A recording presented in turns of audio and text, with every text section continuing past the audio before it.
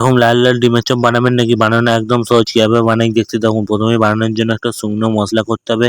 তার জন্য এলাচ, ধনে, শুকনো লঙ্কা, মৌরি, জিরে, দারচিনি, গোলমরিচকে শুকনো কড়ায় ভালোভাবে ভেজে নেবেন।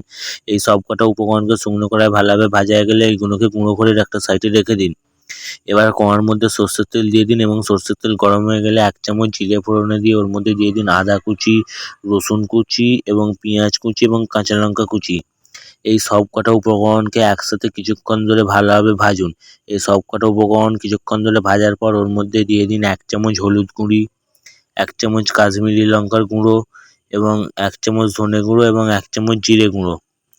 এই সব মশলাগুলোকে কিছুক্ষণ ধরে ভালোভাবে কষান। মশলাটা কষানো হয়ে গেলে ওর মধ্যে দিয়ে দিন সেদ্ধ করে রাখা আলু। আলুটাকে ভালোভাবে যখন মশলার সাথে কষাবেন অবশ্যই স্বাদ মতো লবণ দিয়ে দিবেন এবং আলুটা যখন ঠিক এরকম পজিশনে হয়ে আসবে তখন ওর মধ্যে 2 চামচ সেই ভেজে রাখা মশলাটা এবং আলুটা নামানোর সময় অবশ্যই উপর দিয়ে ধনেপাতা কুচি ছড়িয়ে আলুটাকে নামিয়ে নিন।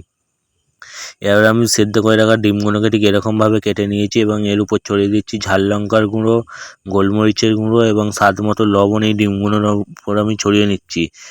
আর আমি এখানে 2টো ডিমকে ভেঙে নিয়েছি। এর উপর দিয়ে দিচ্ছি স্বাদ মতো লবণ এবং কিছুটা গোলমরিচের গুঁড়ো দিয়ে 2টো ডিমকে ফেটিয়ে নিচ্ছি।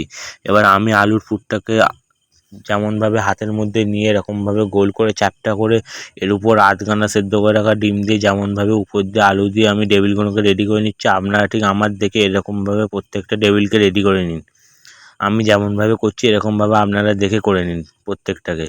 এরকমভাবে একই প্রসেসে সব কটা রেডি হয়ে গেলে এরকমভাবে এক একটা করে টেবিল নিন এবং ডিমের মধ্যে ডুবিয়ে এরকমভাবে ব্রেডগুলোর মধ্যে ডুবিয়ে নিন। আবার ডিমের মধ্যে ডুবান, আবার ব্রেডগুলোর মধ্যে ডুবিয়ে নিন। এরকমভাবে প্রত্যেকটাকে ডবল কোট করে নেবেন, নাহলে কিন্তু ভাজার সময় এগুলো ছেড়ে যেতে পারে। তাই প্রত্যেকটাকে ডবল কোট করা হয়ে গেলে কড়ার মধ্যে সাদা তেল দিন। সাদা তেল গরম হয়ে গেলে এর মধ্যে টেবিলগুলো দিয়ে ভেজে নিন। ভাজার সময় অবশ্যই গ্যাসটাকে লো ফ্লেমে রাখবেন এবং এরকম লাল লাল করে ভাজা হয়ে গেলে তুলে নিন।